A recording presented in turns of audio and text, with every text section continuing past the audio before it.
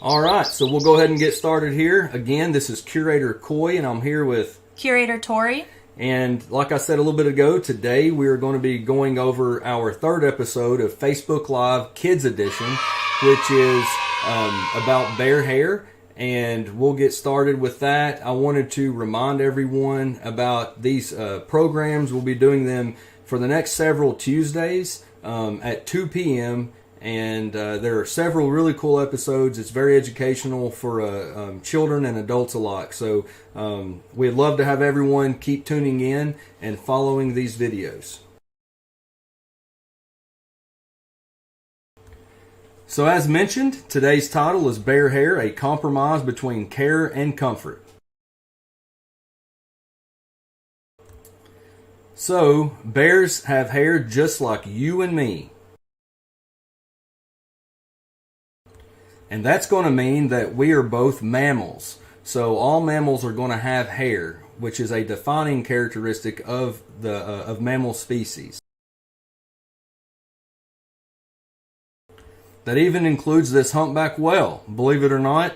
If you can see those nodules there on the head, the front portion of this humpback whale, even into adulthood, they can actually have some little hair follicles and tiny little hairs within them. And for those of you who may not have been aware or be aware, humpback whales are mammals. So we wanted to throw this slide in to kind of give a very general classification of how the different animal groups are or how you can break different animal groups down. And so we've mentioned before in previous episodes, we talked a little bit about invertebrates as well as vertebrates. So invertebrates being those animals that are not going to have a spinal column or a backbone versus vertebrates which do have a spinal column or backbone. And within the vertebrate category, you can see that they are further broken down into fish, amphibians, reptiles, birds, and mammals. So mammals are in their own group, and today we will be focusing on mammals, or a mammalian characteristic, which is having hair, specifically the hair of a black bear.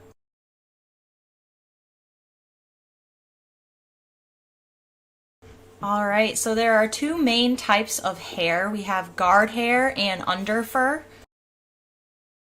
And all mammals have these two different types. The guard hairs are on top, and they're those longer, coarse pieces of hair, and they protect the underlying fur and skin of a mammal. It also is what gives the animal their color. And these guard hairs are approximately about 4 inches long, a lot longer than the underfur that we're going to talk about in just a second.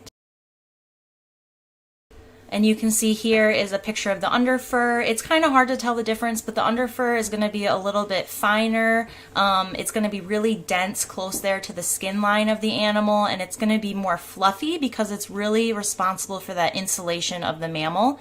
And these underfur hairs are a little bit shorter than guard hairs, approximately 2 inches long in bears specifically. And I found this quote in the wild bears: "The bear's fur is among the most effective insulating coats worn by any wild animal." And so I thought that fit perfectly with our presentation today to just learn a little bit more about bears, their fur, and how that protects them.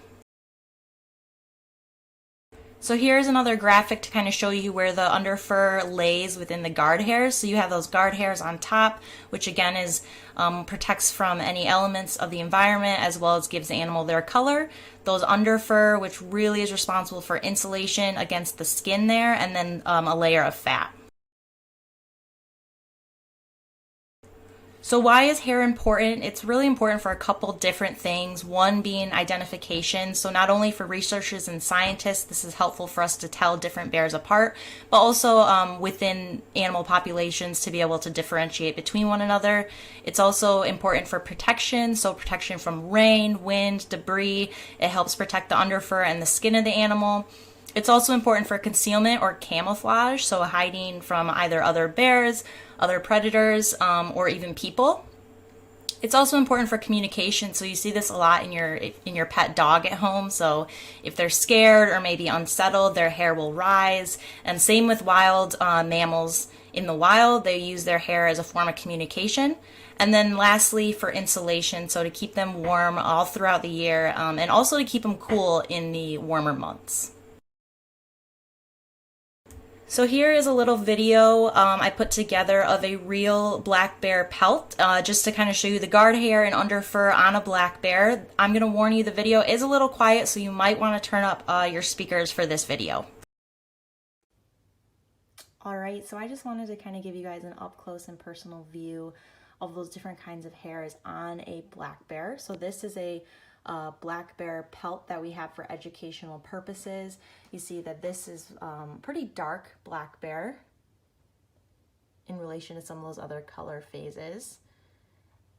And if you see here on the top, these guard hairs, really shiny, kind of stringy, and they feel a lot rougher. But if we go underneath, and it's kind of hard to see, but underneath is where you'll find the underfur that is a lot more fluffy and it stays close to that skin line, which helps insulate the bear. Where those guard hairs help protect it from insects, dirt, debris, any of those other outdoor elements, and that underfur really keeps the warmth in while these guard hairs do their work.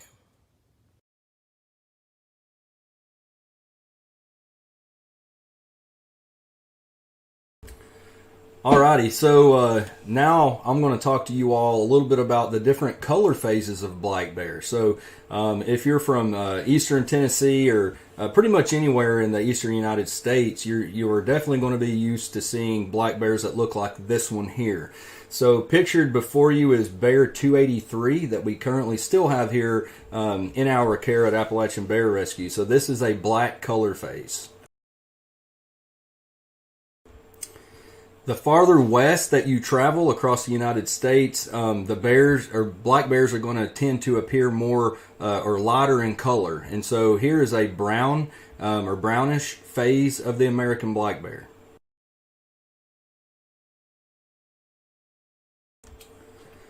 Also, another one that you will see out west is a cinnamon kind of colored American black bear. So a cinnamon phase American black bear.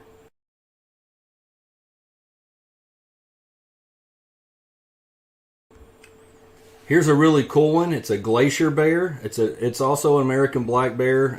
Some people call it a blue bear, and it just has a really cool pelage, or has really cool pelage. And by pelage, I mean it's fur. That's just a term for you all children out there. But another color phase of the American black bear.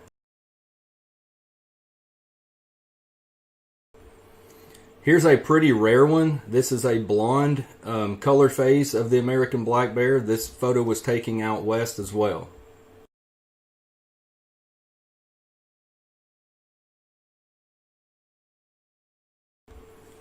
So some of you may have or may be familiar with the Kermode bear, which is an American black bear, and it is a white color phase. This is not an albino form of the American black bear. It is a subspecies of the American black bear, and it is completely white. So very cool bear. Another name that is used for this bear is spirit bear.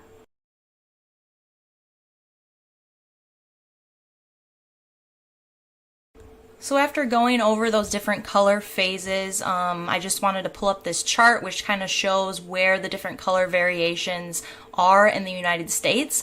And you can see Tennessee there has about 100% black color breakdown of the American black bear. And coming from Michigan myself, it looks like Michigan is also 100% black, but I also wanted to show you guys that not everything in nature can be 100%. So for example, on a project I worked on in Michigan when I lived there, this was a black bear that we captured on a trail cam.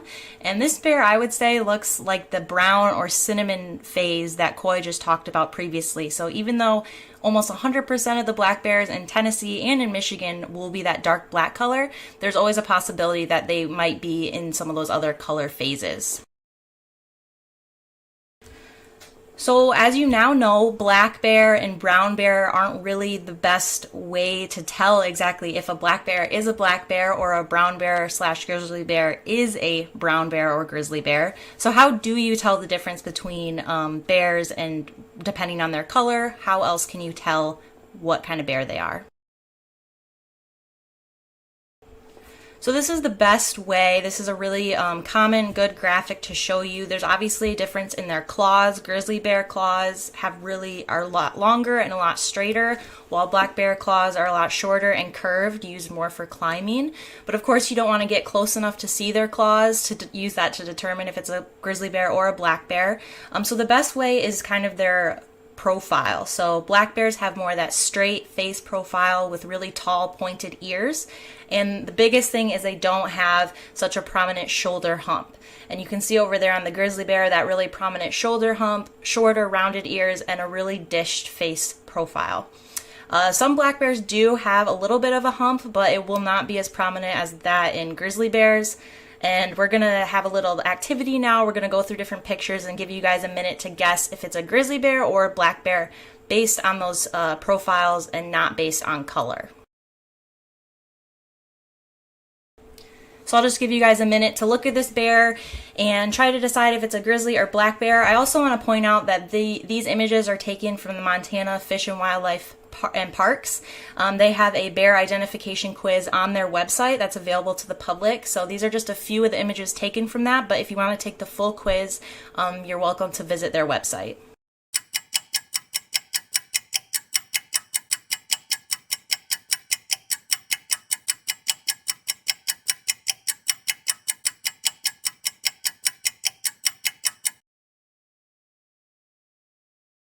Alright, so this first one was a grizzly. You can tell by that prominent dished in face. And here's our next one, so I'll give you a couple seconds to decide if this is a black bear or a grizzly bear.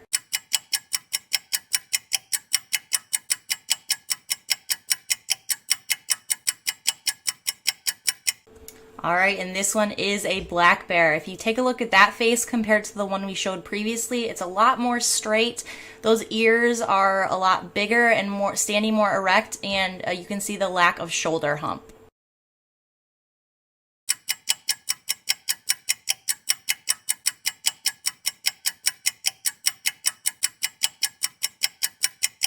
Alright, and this one is a black bear, and aside from its really dark black coat, you can tell also from its flatter face profile, and again, lack of that shoulder hump.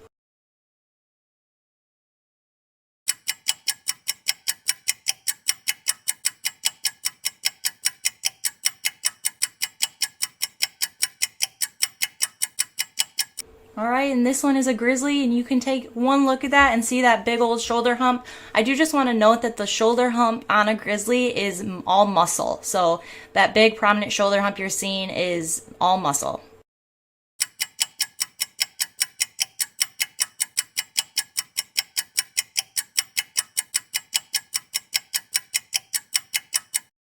Alright, that one was a little trickier. That is a black bear. It has a lot lighter brown, almost cinnamon coat, but if you take a look at its face profile again, you can see how straight and not dished in its snout and eyes are.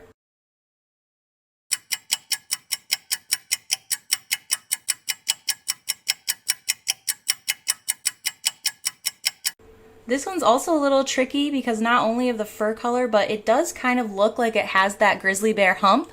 However, because of the ears and because of its straight face profile, this is a black bear.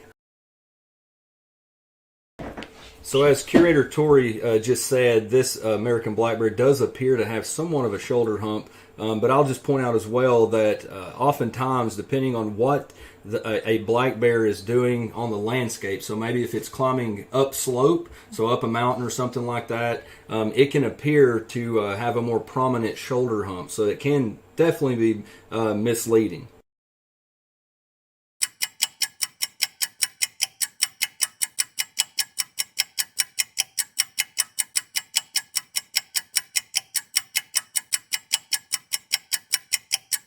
Alright, and this one was more on the easy side here. You can see that really prominent hump on this one, a dished in face. The face doesn't look quite as dished in this bear. I think this is a younger bear, so he hasn't quite grown into his face yet, but those really small, more stout ears as well. And so as you can see, it's definitely not as easy as you can imagine. If you're visiting somewhere or if you live somewhere where you have both grizzly bears and black bears, it can take a lot of practice, and to be able to identify them correctly. But here in Tennessee, we do only have black bears. Alrighty, so aside from some different color variations in the American black bear, we can also have some different special markings as well. So if you look at the photos that are posted there, the one on the left is Bear 282, which I'll have a whole entire case study on here shortly. But that is the bear that came to us in February of last year, that basically was missing, I would say a good estimate, 75% or more of his fur, of his coat. So you could see he had a lot of it grown back, obviously, in that photo, but in fact, he actually ended up having a chest blaze once his coat started filling back in. So that's him. There are a few others there that you can see, including an outside bear that I caught on a trail camera outside of enclosures 3 and 4 on the far right. So that's obviously a big bear, and you can tell from the photo that it definitely has a chest blaze. I've seen photos from the Great Smoky Mountains National Park of a cub at one point that actually had white feet. So it's not just limited to the chest area. The bear there, the second one from the left, that little blaze is actually kind of in the growing area. So it just really depends. But they can have some special markings. And we do note these on our workup and release forms whenever we're releasing these bears.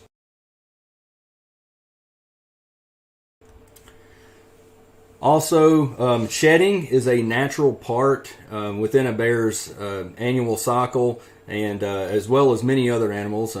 Most of you probably have some sort of pet at home, be it a cat or a dog. You know all about shedding and how that works out. Black bears are no different. They're going to blow out, is a term that we'll use, their winter coats and prepare for the summer so that they can remain cooler. They don't need as thick of a layer of the insulating hairs during the summer months. Also in the spring, there will be some shedding that occurs. We see that all of the time here at Appalachian Bear Rescue, and a lot of the times when we're doing Facebook Lives or just regular posts on our Facebook page of bear pictures, people will be concerned and wonder about, is there something wrong with the bear? Does it have some kind of parasitic infection, fleas, mites, what have you? And the answer is, most of the time, this is a normal occurrence, and it happens here just like it does in the wild. And bears are going to go through these changes throughout the year. That said, I would like to do a special little case study here on Bear 282. This bear was nicknamed Hartley, and he was a very popular bear here at Appalachian Bear Rescue. He came to us last Valentine's Day, and this is the photo of Hartley Bear, or Bear 282, prior to his capture by wildlife officials in the state of Kentucky. This is how he was discovered. So obviously helpless there, emaciated or starving, and missing some fur. And you can see I have a word there in parentheses that begins with an A. So for you kids out there, that word is alopecia, and that's just a fancy word for hair loss or baldness. So here are some photos later that day after Bear 282 was brought to Appalachian Bear Rescue. A first stop is always going to be the University of Tennessee's College of Veterinary Medicine. So the experts over there are, we work very closely with them to develop specialized treatment plans for each and every bear that comes through here. And obviously with this guy, he had some stuff going on, and I wanted to make sure that it wasn't a mite infestation or what have you. I had never, in my experience here, and I've been working here since July of 2012, experienced this form of hair loss. So this was new to me. So now what I would like to do is kind of go through a progression of this bear's health, and so how he progresses and starts to grow some of that fur back. This is something I've always wanted to put together, and I wanted to do it for this class, and I wanted to have it for myself. But here is a picture of Bear 282 just 5 days after being at ABR. You can tell that, you know, his skin doesn't appear to be as inflamed. He is starting to get some nutrition and hydration. So things are changing, although it's only been 5 days. So in the previous photo, that Bear 282 was in our nursery pen. So a lot of times when and Bear 282 was a yearling as well. Usually the yearlings or bears of that size would not be a candidate for our cub nursery. It's usually reserved for young cubs of the year or neonate or baby cubs, nursing cubs. But when we get a yearling in that is that sick, it can be a good spot, or at least last year it was. So here is Bear 282, 17 days post-arrival at ABR, and he has moved out of the cub nursery into the recovery center, which is another specialized structure that we use for sick and injured bears. Here is Bear 282 also in the recovery center, and you can now start to see after 29 days here at ABR and getting that nutrition that he has been missing in the wild as he was starving. You can start to see what kind of looks like a 5 o'clock shadow starting to come back. So his hair is starting to regenerate and grow, and it's going to look worse before it gets better, because even at this time, that thick coat you see there on his backside and on the top of his back is starting to just slough off. So he's going to be shedding all of that and replacing it with brand new hair. So for some period, it will look a little worse before it even gets better. So fast forwarding to about 40 days post-arrival at ABR, here is Bear 282, and you can see now that 5 o'clock shadow has turned or grown even more, and with longer hairs, and now his face or his muzzle and all of that is starting to look more like a bear like you and I would know it. So here's a photo we captured on our camera system. Now Bear 282 has been transferred to a wild enclosure, which is the last stop here in the care process at Appalachian Bear Rescue before a bear is released. So he's big enough and healthy enough to be on his own in a wild enclosure. And this was 7 days past the last photo, or 47 days since his arrival. And you could see he still has a lot of that shaggy, long fur on his back end and around his neck that is still sloughing off. And he continues to grow out his new hair and further develop in that regard. So this photo, we captured this of Bear 282 drinking at the pool. Again, this is the same time frame, so 47 days after his arrival at ABR. But in the next few photos, it just so happened, a chance occurrence, that we had some images captured of Bear 282 practically in the same location. So I thought it'd be really cool to show you, to start with this photo, so you can see there on the timestamp, this says April the 2nd, 2019. So this is at 47 days post-arrival, and then I'll go to another photo at a pool and show you that, show you the improvement. So you can definitely see some changing occurring. So this is 61 days later. Basically at the same exact spot at that swimming pool getting a drink, and then we'll go to another photo at the swimming pool. So here's one 90 days later. Wow, it's just pretty amazing, honestly, to go through it this way and see the transformation that this bear has made from his arrival. Just another shot, still 90 days post-arrival at ABR, but you can see that he is doing well at this stage about mid-May.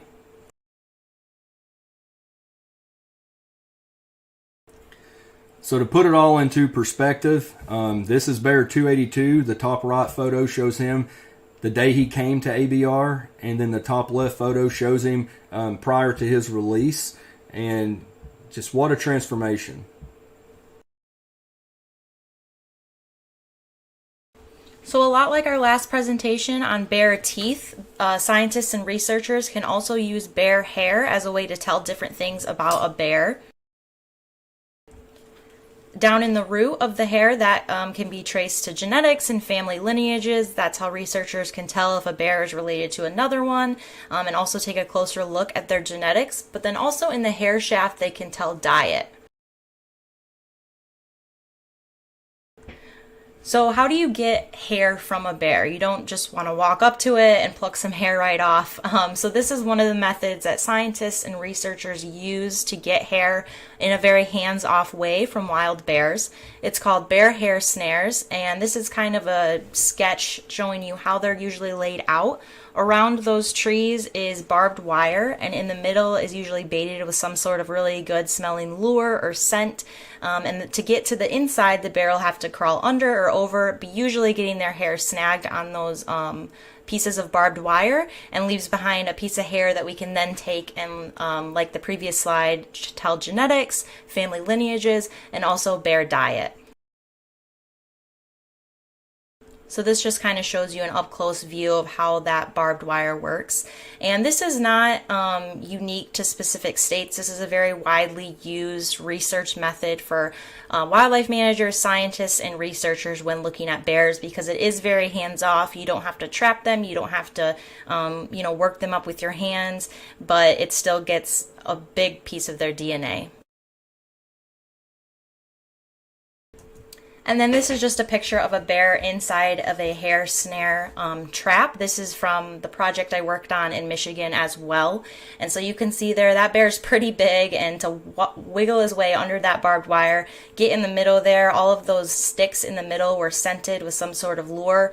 He got in there checking it out, and in that case we could get some of his fur to tell what he's been eating throughout the year, as well as if he's related to any other bears that we were currently researching. And again, I just want to point out color. This bear is very, very dark black bear. Same research project from that previous picture of a trail cam photo of that bear that was really light brown or cinnamon. Both are American black bears. Both were in Michigan's Upper Peninsula, and so it's pretty amazing and unique that they can have such different color phases.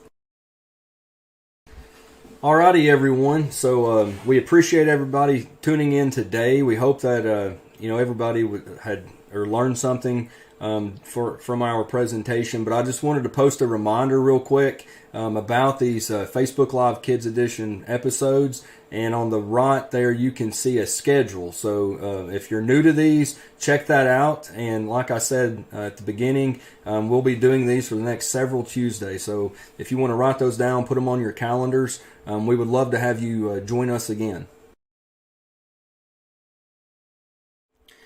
So with that, this is Curator Coy signing off. And Curator Tori. Thank you all so much. Have a great afternoon.